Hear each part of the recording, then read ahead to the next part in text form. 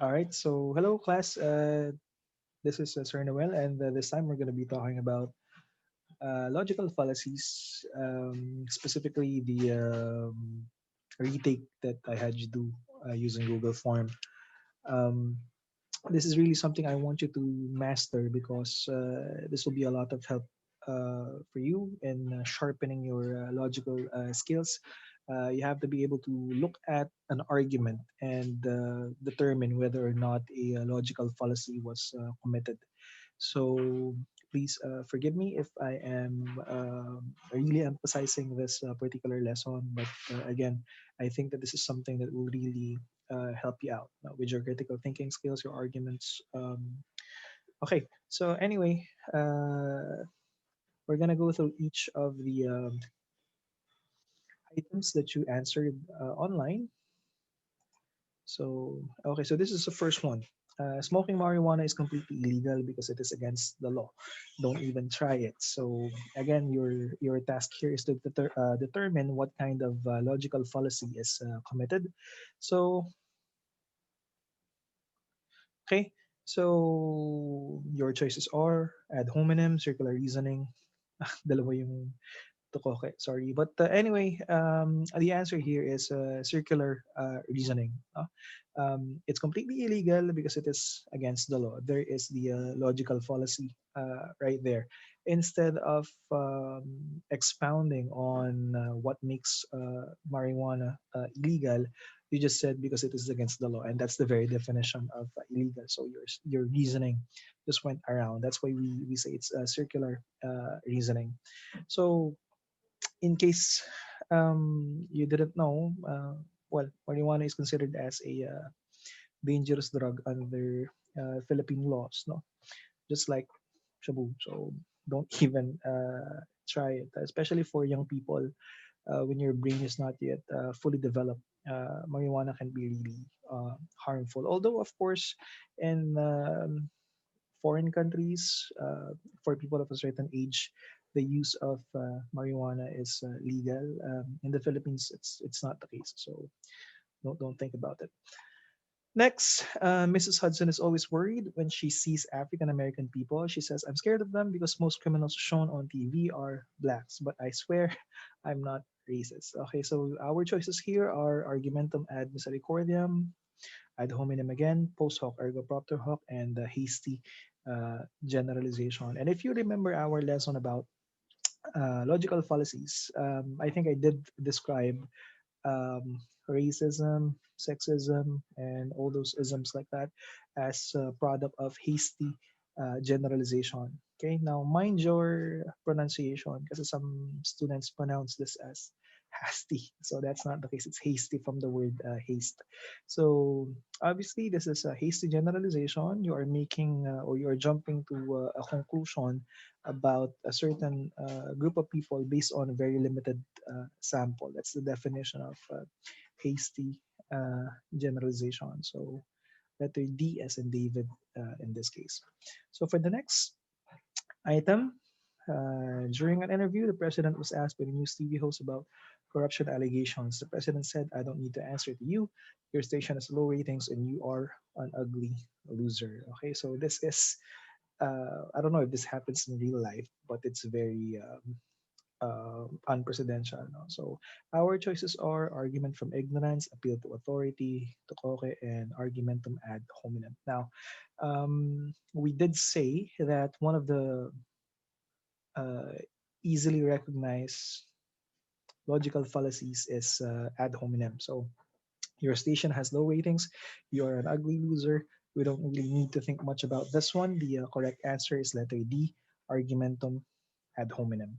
Okay, instead of providing a logical answer, uh, the reporter was instead insulted. So next item, an attractive young woman was protesting in front of Congress. She had a poster that said divorce should be allowed in the Philippines. So a passerby sees her and angrily tells her, "You just want divorce because you are a flirtatious slut." Sorry for the word. Anyway, hasty generalization is in bold here, but that is not the correct answer. The correct answer here is letter C, argumentum ad hominem, just like the last one. Okay.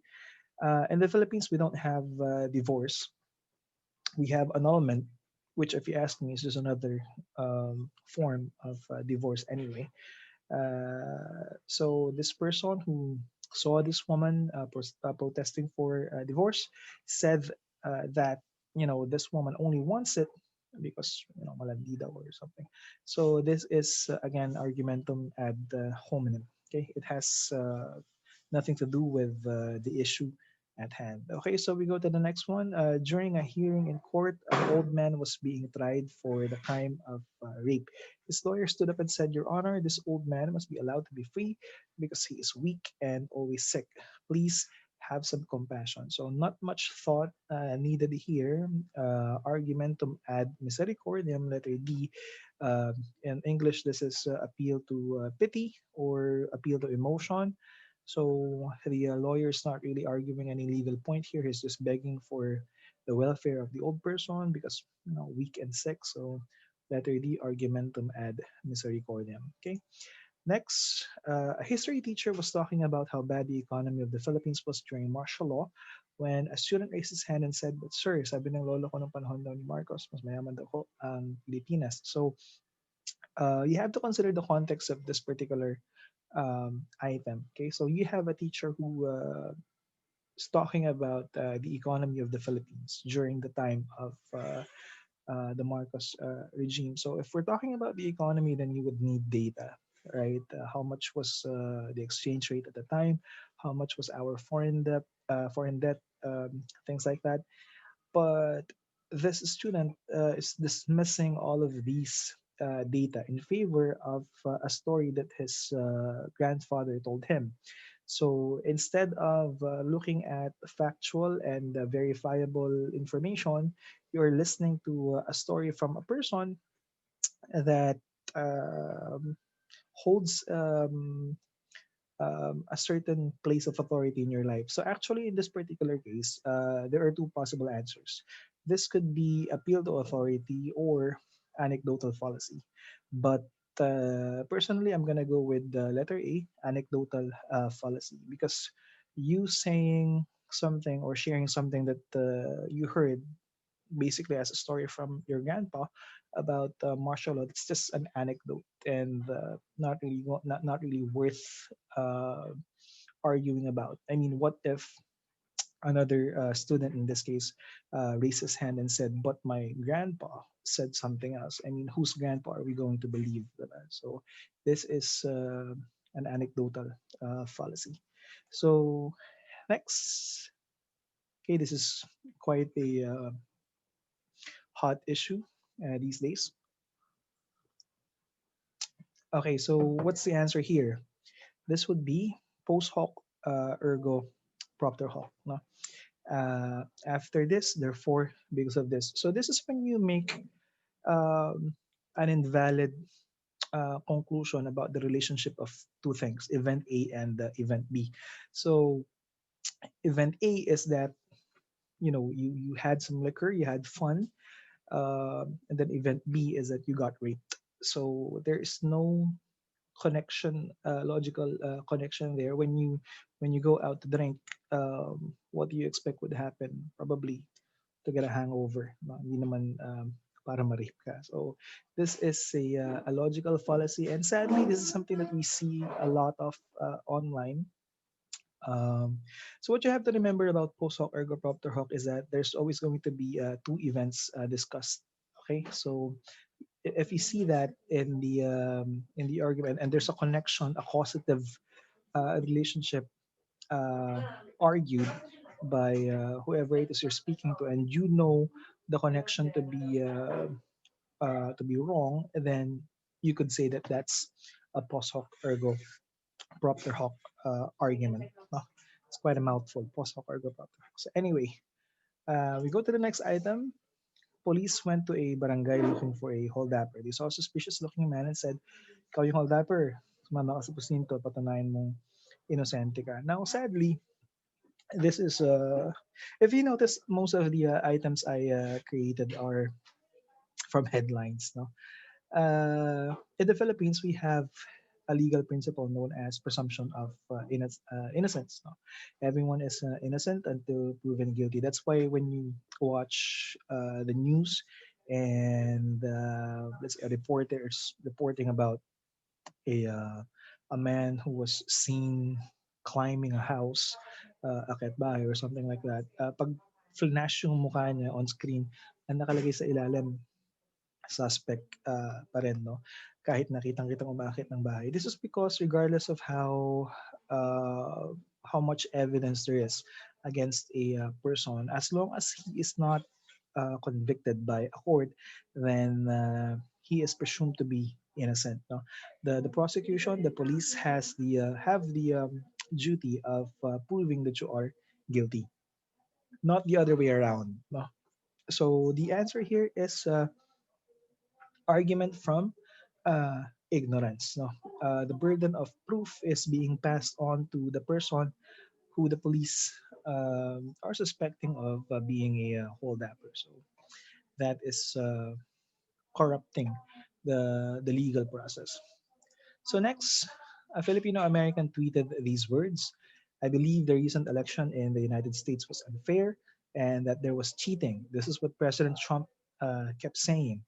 So obviously, this one is appeal to authority because all that the Filipino American has to go on concerning his belief is that it was something that the president said. So this is appeal to authority. Whenever you are parroting an argument that you didn't really think much about and that you only heard from someone that you respect or idolize or something like that, then you are committing appeal to authority. But please remember that there are um, certain cases when authorities, of course, are to be trusted. In the case of, like we said last time, well, if we're talking about COVID 19, for example, then you would be better served listening to scientists and doctors instead of vloggers and what have you. So there are cases when arguments anchored on appeal to authority may be valid. So it will have to depend on context. So next, Juan, a grade 11 student, was participating in the election of the student council president. He did not know whom to vote for. When he saw that most of his classmates were voting for Rika, he decided to vote for her as well. So, indecision and then going with the flow of the majority. So, this one, of course, is letter C, argumentum ad populum. Okay, appeal to majority, in other words. This is one thing you have to understand. When it comes to logical fallacies, they have Latin names and then they also have English names. So, make sure that you don't confuse yourselves too much. So next, Inang Sally was worried about COVID-19. She was listening to the radio where the president was giving a speech. The president said, pwedeng panginis ng face mask ang gas, babad nyo. So Inang Sally took all the face masks in the house and soaked them in gasoline. The following day, her husband and son used the mask and felt ill and complained. Inang Sally said, but the president said gas will help. So in this case, again, this is appeal to authority instead of looking at the scientific uh, truth of what the president said. She just went ahead and did what he said. So that is a classic example of appeal to authority. Now, believing something to be true just because someone who holds authority said it to be so. Okay. So next. Sheila was a young woman who was entering a relationship for the first time. Her mother was worried about her. Her mother told her, please take care of yourself because I want you to finish your studies first. Sheila replies, but mother, didn't you get pregnant yourself when you were only 16? Why should I listen to you? So, well, first of all, this is really um, insulting. No? If you were to say something like this to your mom, you're probably going to get slapped in the face. But this is letter B, tokoke, which means in English, you too, ikaw rin. No? So this is a very common argument. And if you look to your own personal lives when you were younger, now in your teenage years. I'm sure na you can think of instances when you use this kind of argument, no? Yung instead na sagutin mo yung mga sinasabi sa iyo, ibabalik mo na, ikaw din naman, di ba? So this is a very common logical fallacy. Okay. So next, Cain used to be a devout Catholic. However, he had doubts about certain matters, and so he asked a priest. The priest told him, "We have to believe the truth of the Bible. The Bible itself proclaims the truth." So this is very clearly a case of circular reasoning. Okay, excuse me. I think actually this is the example that we used the first time that we talked about logical fallacies, specifically circular reasoning. But we are going to be talking about um, theism soon, and it's a very interesting question. One of the oldest questions in philosophy is whether or not God exists. So there is a lesson that we're going to have for that. No? So watch out for it. Next, during a lecture in Earth Science, a student suddenly asked the teacher, "Why should I believe that the Earth is round? What proof do you have that it isn't flat?" So again, here is a situation where instead of proving the truth of an argument, a person is asking to be proven wrong. No, so again, this is argument from ignorance. No, the burden of proof is always going to be on the shoulders of the person who is trying to prove something. No, kapag may sinabi ka and you want people to believe you, it's on you to prove it, not the other way around. No? And by the way, this is something that happened in class with me. I had a student before who believed that the Earth was flat a couple of years ago, and let's just say that it was a very interesting discussion. No?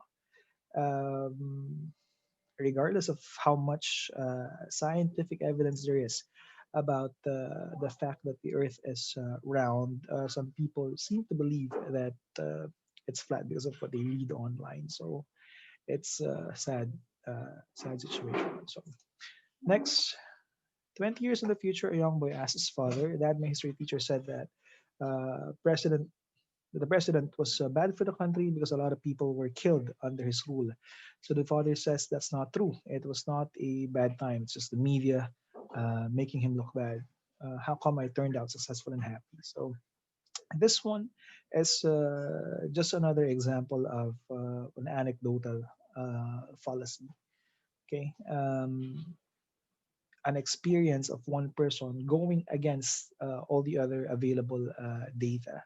So again, that's an anecdote. And in case we haven't defined it yet, an anecdote is just a short story that may be true or false. No? So yeah, in this case, again, the father's experience versus what the media said, what human rights agencies said. So which one has more weight, diba?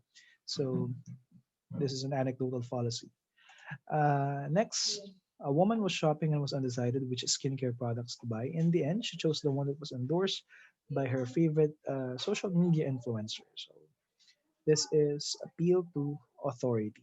You know, just because her favorite social media influencer favored a certain skincare product, that's the one that she went with, believing it to be the best. So appeal to authority. Actually, um, if you think about it, lahat naman ng mga advertisements ngayon ay, well, karamihan ay gumagamit ng mga influencer or artists or celebrities or what have you. And lahat yan ay example ng appeal to authority because advertisers recognize the appeal, the influence that celebrities have. So, appeal to authority. And we are all victims somehow of this great logical fallacy. So next, you don't like Digong, you must be Dilawan. Basta ayaw kay Duterte, Dilawan ka. Is it not possible to simply be pro-Filipino? So This is a case of false dichotomy, also known as false choice. Okay, whenever you have a situation where there's an argument and the person you're speaking with is presenting you with two possible choices as though it's only those two possible choices that exist, then that is a false dichotomy. It's possible for a third, we say that it's a logical fallacy because it's possible for a third option to exist. No, just because you don't like Duterte doesn't mean that you're the one. You could simply be pro Filipino. So the word dichotomy implies two polar opposites. So again, arguments like this would have you choose between two things that are both incorrect. No. So be careful of this particular logical fallacy because this can be very effective when you don't recognize it, when you encounter it. So next, so Regina passed her mathematics exam despite not reviewing for it. She prayed really hard before the exam and she believes that's why she passed. So here we have two events, right? The exam and then the prayer. So because she prayed before the exam, post hoc ergo propter hoc. She believed that that was the cause for her passing, uh, but there could be other reasons for it. So this is letter C as in Charlie, post hoc ergo propter hoc. Next, so here we have an image. This is Calvin. I'm smarter than you. No, you're not. How do you know? You can't prove it. So that means more. I'm more smarter than you. So there's actually a grammatical error here. More smarter. So this is argument from ignorance. So again, the burden of proof of proving something. I think this is the last item. Someone sent me another anonymous email with a link to an article about the world's worst bosses. I get one of those emails every time I leave your cubicle. Did you think I wouldn't notice the correlation? And then this guy right here who was listening to the conversation, he says correlation does not imply causation. So ibig sabihin just because magkasunod yung dalawang bagay, hindi ibig sabihin yung nauna, yung cause ng pangalawa. So again, very clearly here we have a case of post hoc ergo propter hoc. Okay, so I think that's actually the last slide. Yep. So there you have it. In this particular case, I think we focus on 10 or 11 logical fallacies, but you have to understand that there are actually uh, more logical fallacies out there. In fact, in law school, uh, the other day, or I think it was last night, my teacher sent an assignment wherein 59 logical fallacies were listed. So madami pa yan. Pero these are some of the more common ones. And again, this is very important for you to recognize and master and learn so that when you engage in an argument, you wouldn't fall victim to any of them. So all right, so that will be it for this particular lecture. Thank you so much for listening and have a good day.